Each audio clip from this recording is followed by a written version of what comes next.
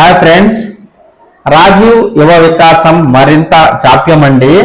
దరఖాస్తులు ప్రస్తుతానికి నిలుపుదల. కలెక్టర్లకు సర్కారు మౌఖిక ఆదేశాలు. రాష్ట్ర వ్యాప్తంగా 16.23 లక్షల దరఖాస్తులు.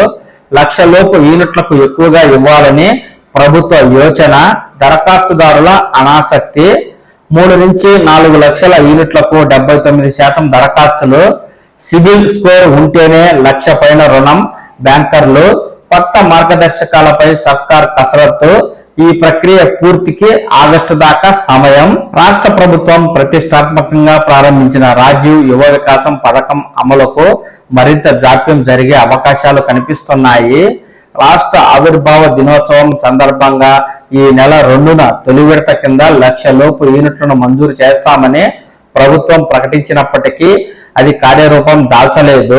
రాష్ట్రంలో నిరుద్యోగ యువతకు స్వయం ఉపాధి అవకాశాలు కల్పించి ఆర్థికంగా బలోపేతం చేయాలనే లక్ష్యంతో ప్రారంభించిన ఈ పథకానికి అంచనాలకు మించి దరఖాస్తులు వచ్చాయి.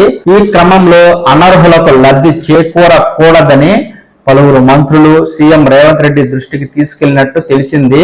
దీంతో దరఖాస్తులను పునః పరిశీలన చేయాలని ప్రభుత్వం నిర్ణయించినట్లు సమాచారం. ఇటీవల జరిగిన మంత్రివర్గ సమావేశంలో రాజీవ్ యువ వికాసంపై నిర్ణయం తీసుకుంటారని భావించినా అలాంటిదేమీ జరగలేదు. పైగా రాష్ట్ర వ్యాప్తంగా దరఖాస్తులను హోల్డులో పెట్టాలని ప్రభుత్వం కలెక్టర్లకు మౌఖిక ఆదేశాలను ఇచ్చినట్లు తెలిసింది. దీంతో ఆగస్టు వరకు లబ్ధిదారుల ఎంపిక, యూనిట్ల మంజూరులో జాప్యం తప్పదని సమాచారం.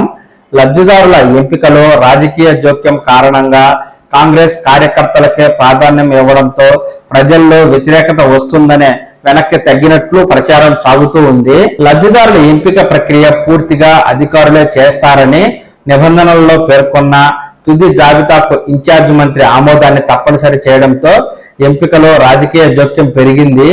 ఎమ్మెల్యేలు సూచించిన వారినే ఎంపిక చేశారన్న ఆరోపణలు ఉన్నాయి.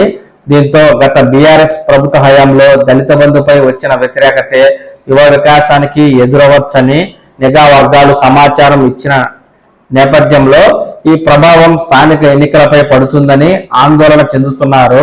దీంతో చాలా జిల్లాల్లో నిర్ణీత గడువులోపు దరఖాస్తుల పరిశీలన కూడా చేయలేకపోయినట్లు సమాచారం. మరోవైపు పరిశీలన సమయంలో దరఖాస్తుదారులు లేకపోతే వారి దరఖాస్తులను తిరస్కరించారు. ఇలా రాజీవ్ యువ వికాసం పథకంలో ఇబ్బందులను దృష్టిలో పెట్టుకుని మార్పులు చేర్పులతో కొత్త మార్గదర్శకాల రూపకల్పనకు అధికారులు కసరత్తు చేస్తున్నారు. ఈ ప్రక్రియ పూర్తి కావడానికి ఆగస్టు వరకు పట్టే అవకాశం ఉందని, పథకం అమలు చేయడానికి నిధుల కొరత కూడా ఉందని ఎస్సీ సంక్షేమ శాఖ అధికారి ఒకరు చెప్పారు. వాస్తవానికి తొలుత ప్రకటించిన షెడ్యూల్ ప్రకారం అక్టోబర్ 2 వరకు యూనిట్ల మంజూరు పత్రాలు అందించాల్సి ఉంది. కానీ చాలా జాప్యం జరిగే అవకాశం ఉండడంతో దరఖాస్తుదారులు ఆందోళన చెందుతూ ఉన్నారు. దీంతో రాజీవ్ యువ వికాసం మరింత జాప్యం.